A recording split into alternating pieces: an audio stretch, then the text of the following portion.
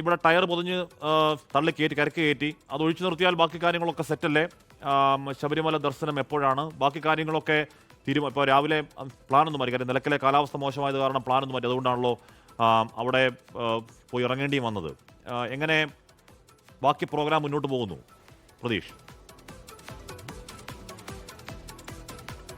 ഹാഷ്മി, മുൻകൂട്ടി നിശ്ചയിച്ച സമയക്രമം പോലെ തന്നെയാണ് രാഷ്ട്രപതി ദ്രൗപദി മുർമുവിന്റെ ശബരിമല സന്ദർശനം. അല്പസമയം മുമ്പ് രാഷ്ട്രപതി പമ്പയിലെത്തി. പമ്പയിൽ രാഷ്ട്രപതിക്ക് സ്നാനം ചെയ്യാനുള്ള പ്രത്യേക ക്രമീകരണങ്ങൾ പമ്പ മണപ്പുറത്ത് ഏർപ്പെടുത്തിയിട്ടുണ്ട്. അതിനുശേഷമായിരിക്കും പമ്പ ഗണപതി ക്ഷേത്രത്തിലേക്ക് രാഷ്ട്രപതി പോകുന്നത്. അവിടെയാണ് കെട്ട് നിറയ്ക്കുക. പമ്പ ഗണപതി ക്ഷേത്രത്തിൽ കെട്ട് നിറച്ച ശേഷം നേരത്തെ തയ്യാറാക്കിയ പോലീസിന്റെ തന്നെ ഗൂർഖ എമർജൻസി വാഹനത്തിലാണ് രാഷ്ട്രപതി സന്നിധാനത്തിലേക്ക് പോകുന്നത്. ഇതിനോടനുബന്ധിച്ച് നേരത്തെ തന്നെ ട്രയൽ റൺ ഒക്കെ പൂർത്തിയാക്കിയിരുന്നു. ഈ അകമ്പടി വാഹനം 6 അകമ്പടി വാഹനം രാഷ്ട്രപതിക്ക് ഒപ്പം ഉണ്ടായിരിക്കും.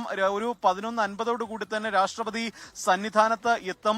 ഏകദേശം 1 മണിക്കൂറും 10 മിനിറ്റുമായിരിക്കും രാഷ്ട്രപതി സന്നിധാനത്ത് തുടരുന്നത്. 18-ാം പടി കയറി സോപാനത്തെത്തുന്ന രാഷ്ട്രപതിയെ ശബരിമല തന്ത്രി കണ്ഠരര് മഹേഷ് മോഹനര് സ്വീകരിക്കും.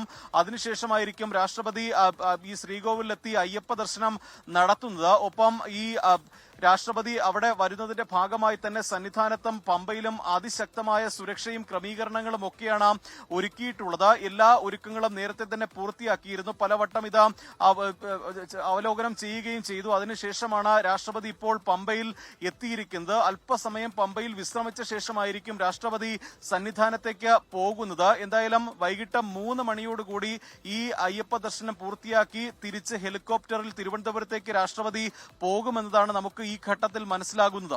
ഹാഷ്മി, ലോകത്തെവിടെയായാലും ഏത് സമയത്തും 24 വാർത്തകളും ഓഗ്മെന്റഡ് റിയാലിറ്റി പാക്കേജുകളും എക്സ്പ്ലെയിനറുകളും വിശദമായി കാണാൻ ഞങ്ങളുടെ യൂട്യൂബ് ചാനൽ നിങ്ങൾക്ക് സബ്സ്ക്രൈബ് ചെയ്യാം.